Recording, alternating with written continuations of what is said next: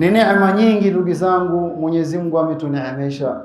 Wa a'dhamu ni'ma, na neema kubwa aliyotuneemesha nayo Allahu azza wa jal ni neema ya hii dini ya Uislamu. Wangapi katika Uislamu lakini hata hawajui maana ya la ilaha illa Allah? Ni wangapi katika Waislamu lakini hawajui ibada ya as-sala, hawajui ibada ya siyam? Waijua dini yako, waisoma dini yako, wajua katika mambo ambayo Mwenyezi Mungu Subhanahu wa Ta'ala anayataka kwako wewe na mambo Mwenyezi Mungu Subhanahu wa Ta'ala hayataki kwako wewe. Tuko kwenye neema ndugu zangu, neema ya hii dini adhim. Wahisi kweli uko kwenye neema hii ya Uislamu. Tunamshukuru Allahu azza wa jal kwa kuijua dini yetu, kwa kuisoma dini yetu. Kwa hii neema uliyopewa, vipi umeikabili hii neema?